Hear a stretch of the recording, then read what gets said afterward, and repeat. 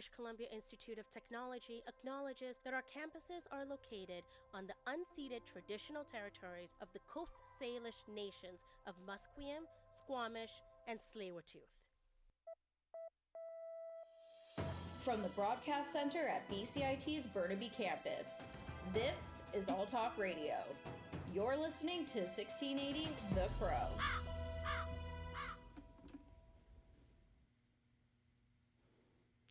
Hello and good morning. I'm Gula Swanova here with your 10 a.m. news. The dispute between the Canadian Union of Public Employees Local 4500 and Coast Mountain Bus Company has stopped 96% of the region's buses and sea buses after the talk broke down on Sunday. Thousands of residents scrambled for rides over the past 2 days. Today, we have our reporter Richard Davis in the studio. Richard, can you update us on this, please?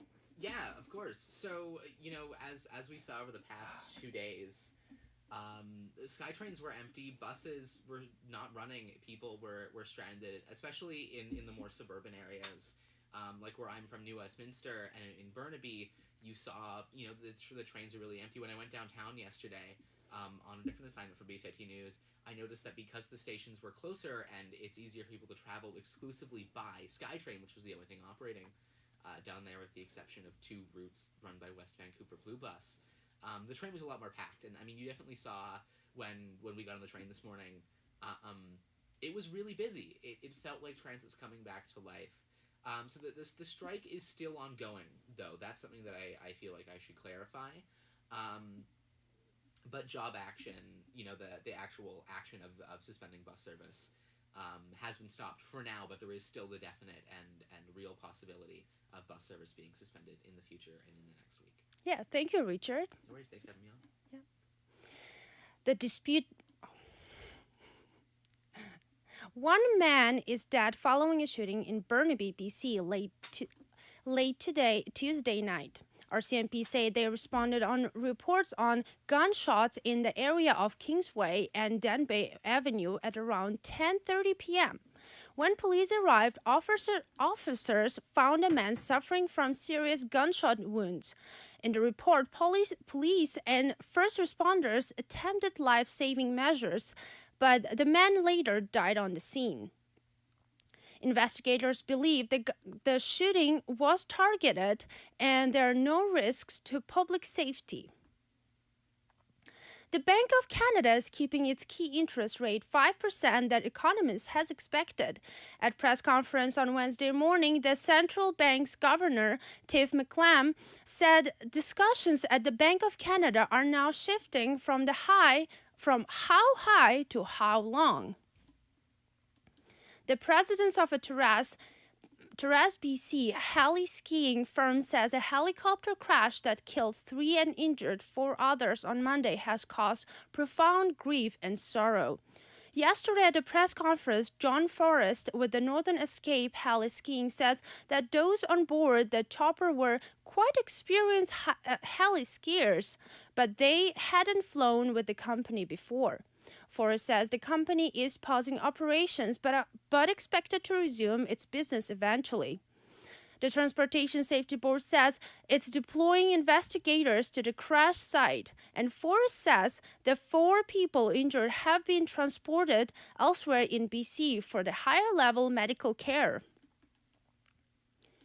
The federal New Democrats are holding a 3-day meeting retreat in Alberta's capital, where the parties would like to grow its support. The Canadian Press reporter Brenda Molina-David has more on this. The NDP caucus is set to talk about health care, affordability, and the party's next national campaign during their retreat in Edmonton as MPs get ready for Parliament to return next week. The party is also expected to discuss their confidence and supply agreement with the minority Liberal government.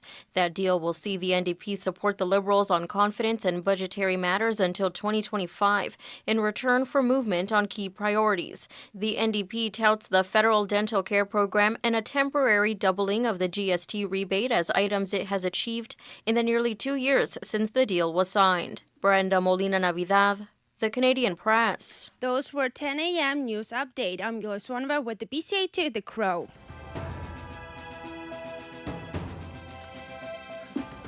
Stay tuned for more on BCIT's 1680 The Crow. This is 1680 The Crow, and you're listening to our feature presentation.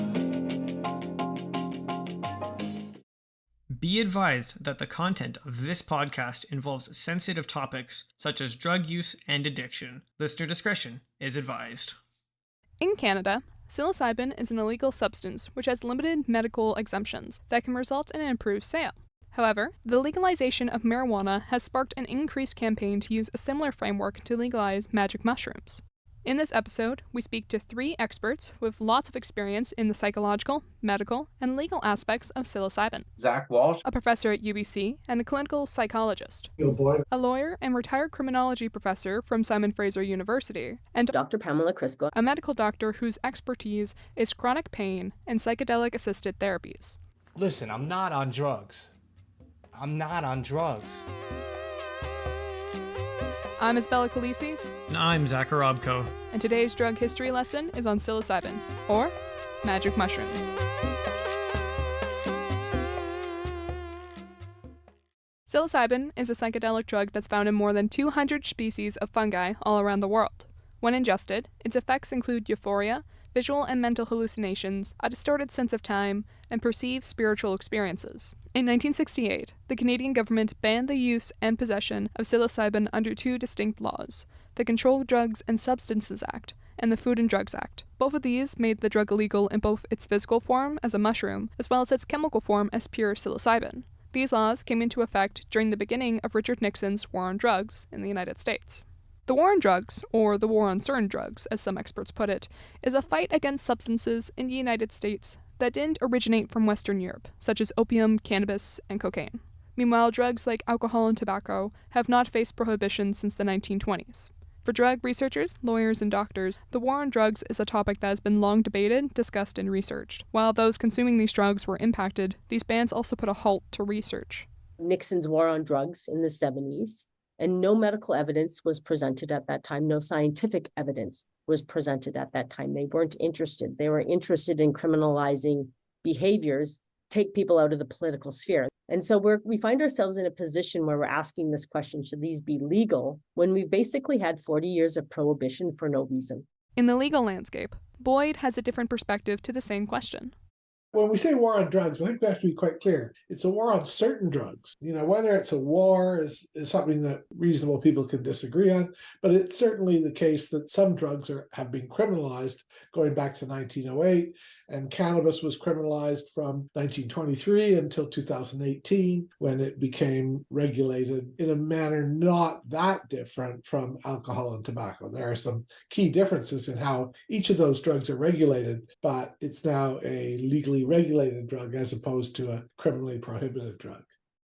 End the war on drugs. It's a stupid, racist catastrophe, and let people have their mushrooms. It's been sort of one of the major engines of my life's work has been trying to counter the war on drugs. So very much anti-war on drugs. I mean, look, we legalized cannabis. That was supposed to be the worst one forever, right? Like that was the one that the gateway and all that terrible stuff. And we legalized cannabis, and what's happened? We've seen seniors using more cannabis, and that's it. Turns out everyone who wanted weed was getting weed anyway, which is disappointing to the cannabis industry. There's like, where's our billions and billions of dollars? No, it turns out everyone still grows their own weed, buys it from their friends, but people aren't getting arrested. That's huge. It's huge not only for the people that would be arrested but aren't, but for the rest of us who get to live in a freer, more fair society, and also who are allowed to choose how we alter our consciousness so that we're not, funneled into this alcohol nightmare. Dr. Zach Walsh believes that the stigmatization of psilocybin stems from the geographical origin of the drug. The Western European drugs are welcomed, and drugs from other regions, those are dangerous. So cannabis coming from India, the old drugs from Turtle Island before colonial times, dangerous, too dangerous. The reason things like mushrooms were banned was originally part of the Inquisition of the Americas. So they're directly tied to the suppression of indigenous practices and culture. There's no justification for it other than just sheer violence, racism, social control. And then they put a thin veneer of public health on top of it. As Walsh puts it, this thin veneer of public health has been a questionable one for some time. Dr. Crisco also sees advantages to this research and the potential expanded use of these drugs. In Canada right now, we have medical assistance in dying that people can apply for and get very quickly in under an hour. It takes me over 8 hours to apply to the government of Canada to get an exemption for somebody to have a psilocybin session if they're at end of life. So I think that one is a yes, and it's a no-brainer. If you have the right to die, like to access medical assistance in dying, then you should surely have absolutely the right to have psilocybin. I think anybody that gets a palliative care diagnosis should automatically qualify for psilocybin-assisted therapy if they wish. As progress has been made over the years on people's opinions on drugs, so has research into the medical benefits. Both Dr. Walsh and Dr. Crisco have found evidence that psilocybin helps treat patients with both mental and physical ailments. However, along with doctor diagnosis and end-of-life therapy prescriptions, psilocybin is also used recreationally. In Vancouver, there are multiple mushroom dispensaries around, many of which can be found on Google Maps, and have accompanying websites. The shops serve anyone over the age of 19 and advocate for a safe supply for everyone. I mean, Dana Larson, for example, has, set up these shops that were raided. There's been a raid in Vancouver. The raid that Crisco and Boyd were referring to was at the trio of mushroom dispensaries that Larson owns in Vancouver. A statement on the store's door reads, "On November 1st, the VPD raided all 3 of our locations. They seized all of our mushrooms, LSD, DMT, coca leaf, and money. We are restocking and will be fully open on November 3rd. This raid is shocking and unexpected. The VPD had previously stated they did not plan on raiding shops like ours. We have a hearing at City Hall on December 6th to decide the future of our business license. We expect the police to let the elected officials make their decisions first, before launching raids." In a statement from the Vancouver Police Department, Sergeant Steve Addison said the following: "We have been clear that anyone who breaks the law by illegally trafficking controlled drugs and substances could be arrested and charged with a criminal offense. This includes people who traffic drugs for profit from unlicensed and illegal retail businesses." After learning about the raid, Zach and I decided that we wanted to visit one of the stores. Neither Zach nor I have ever used mushrooms, so in order to gain a better understanding, we ventured out with someone who has experience with microdosing. He asked that we not use his real name for this podcast because of the legally tenuous nature of this particular drug. As a result, we have given him the pseudonym Greg.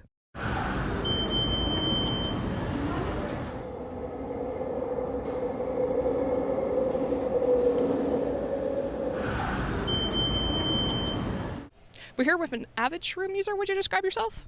I'd say average. I prefer microdoses for sure. Yeah, so I microdose. So somewhere anywhere between like a quarter to a half of a full dose-ish, just recreationally. It's if you do any research on it, it actually has supposedly a lot of benefits. I think I tend to agree for sure. Yeah, I've only gone to a in-person store once, and that was back in Ontario. But yeah, I'm looking forward to seeing the stores here. What got you into using shrooms and such? Oh, just friends who were into it. This guy did a tab of LSD. That seemed a little bit too intense for me. I did some shrooms with him afterwards. That was still pretty intense. Full doses are a lot. I don't think they're my vibe, that's for sure. But microdosing, honestly, you could sort of if it's like a bigger microdose, you could say it's like a weed high without a lot of the brain fog, I would say, almost. Yeah, I generally prefer it, for sure. And then a smaller microdose, you almost can't even feel. Like a 100 milligrams to 150 milligrams, I can do that and then go start a day of work and honestly do a great job, yeah. So I feel better during the day, so. The mushroom dispensary felt very calm and clean. It was compact and had space for about 5 customers. The menus are on the back wall behind the counter. They were printed out onto standard printer paper in bright pink Comic Sans. Beyond their supply of drugs, they also sell drug parody-themed books written by Dana Larson. Green Buds and Hash and Harry Pothead were just 2 examples. The employees were friendly, giving Greg recommendations on products and selling him on trying a microdose in the form of a chocolate bar. Once Greg selected his items for purchase, he had to fill out a form and show some photo ID confirming his age. He received a membership card in case he wanted to make any future purchases at the store. There were a number of free informational pamphlets on the medical benefits of the drug, as well as information about the other drugs that were available. The employees we spoke to encouraged us to read through them if we were interested in trying anything. The staff at the store declined to be interviewed, but confirmed off the record that people of all walks of life came into the shop, from young to old, new users to regulars. We asked Greg, after we went to the mushroom dispensary, what his final thoughts were after our visit. That place was definitely not the place I was expecting to get a membership card from. That was probably the most legal gray zone area place we've been to today. But it's cool to know that they're all collecting data to try and be on the legal side, because realistically, if they're not collecting data, they're just operating like without names or anything. They don't have much of a say in their legality. So it's good to know they're all trying. What have you learned today about like Vancouver shops versus like the one that you've tried in Ottawa? And would you say it's similar to any other types of shops you've been to? I would say the biggest difference is that the shops here are fighting a much bigger fight. From what they've said, they're working with societies of nurses and a lot of different stuff to actually gather medical data on shrooms to help their fight with legalization. And that's just pretty huge. Feels like it makes me want to support them. Our adventure spawned a lot of talk about legalization. We wanted to ask those we encountered in the mushroom dispensary about their opinions on legalization. There was positivity and hope about it. The people we spoke to believe that psilocybin will go the same route as cannabis did and soon become legalized. Going back to Dr. Walsh, he admitted there's still a lot to figure out. So how do we balance the risks of people taking mushrooms and causing a harm or a nuisance to themselves and to society while still maintaining the cognitive liberty? And I guess Walsh's use of the word liberty sparked a thought. Could there be a potential challenge through the courts? We asked our experts with legal and criminal backgrounds for their thoughts on psilocybin legalization, and if cannabis has laid down any potential groundwork for psilocybin's future. We have a Section 7 challenge to cannabis. Malmo Levine, I think, was the case. There was a strong minority, I think it was a 6-3 decision of the Supreme Court of Canada in favor of continuing with criminalization. But 3 justices of the Supreme Court took the position that criminalization of possession should end. There are some similarities, but I mean, there's some differences with the two drugs, but there's certainly similarities. With cannabis, there's recreation and medicine, both angles to it. But I would argue for most people, it's recreation. But now we're seeing, with end of life situations that people have an interest in using psilocybin to help cope. Yeah, I think there is a similarity, to be sure, between the approach that we have developed with cannabis and now what we're seeing with psilocybin. But again, there are some key differences between those two drugs. Absolutely. Yeah, no. I mean, my first degree is criminology. If we put all the experts in the decision-making places, this would move easily in government. Like if you took all of us doctors that have been working in this and know the science and research it, and we could make the decisions, this would happen. We'd have thoughtful policy. We'd have great training programs. We would have great therapy centers. It would be brilliant. Our system's not like that. We want to ask Dr. Crisco her thoughts on how the medical field's opinions have changed towards psilocybin in the aftermath of marijuana legalization, given her expertise in chronic pain and psychedelic-assisted therapies. It's really moved a lot. Like there's still a lot of people out there that are completely naive and have no idea and are still indoctrinated by the war on drugs. I remember this point going, where will we be in 5 years? And it accelerated beyond that. It's everywhere in popular media. Like I don't watch a lot of television or movies, but when I do, there's almost always a reference to psychedelics in the positive, not in the negative. During our conversation with Dr. Welsh, he presented an analogy comparing the ability to ski on an unrecognized hill in Kelowna to eating a random mushroom you find on the ground. It's a comparison that stuck with us. He also tied this idea back to the potential interference of laws on life and liberty. I live on the side of a mountain here in Kelowna, and I can see the big white ski hill. And I know my neighbors have skis, but they don't just ski off the side of the mountain. I imagine there would be some bylaw against it, but it's not that we've criminalized skiing. We've made a really nice place where people can go ski, and then they just go there because it's safer and better in all ways than skiing off the side of the mountain. And so I think psilocybin could be like that. If we create pathways for optimal psilocybin experience, people will use it safely. Really, if we think about what do we want to do with different drug regulations, we want to minimize the risks and accentuate the benefits. Baseline, there is a benefit of just liberty. just here's a mushroom that grows on the ground. I can put it in my mouth if I want. Psilocybin legalization continues to be a hot topic of discussion. Research for mental health benefits are all coming out with positive results, and drug activists believe it will follow the same pathway as cannabis. All we can do in the meantime is sit back and see what the courts and politicians decide. Thank you to our listeners for joining us, and thank you to our interviewees, Dr. Zach Walsh, Dr. Pamela Crisco, and Neil Boyd, for speaking with us and entertaining our questions. And a special thank you to Greg for joining us on our little adventure. This episode was written, reported, and produced by Isabel Khaleesi and Zach Arabko. Our intro music was provided by Gorn Andrick, and the audio clip by Digital Smoke Studios. The outro music was provided by Theo JT. All sounds were licensed through freesound.org. I'm Isabel Khaleesi. And I'm Zach Arabko. And we'll see you again in our next episode, where we'll discuss the origin and potential legalization of LSD.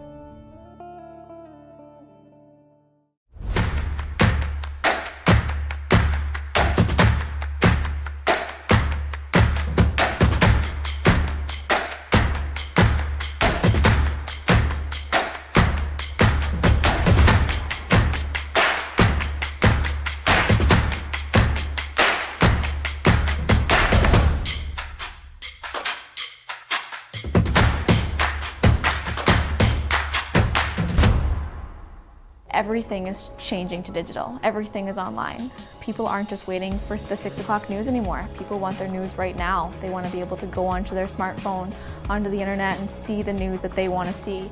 Vancouver is growing at, a really rapid rate, the Lower Mainland even, and with the tools that we're given here, we're able to cover all of that. Welcome to BCIT Magazine. I'm Radhika Sikakane. In the program, they really leave it up to you. I mean, the help is there when you need it, figuring out how to use the programs like Premiere, Audition, and figuring out how to use the cameras.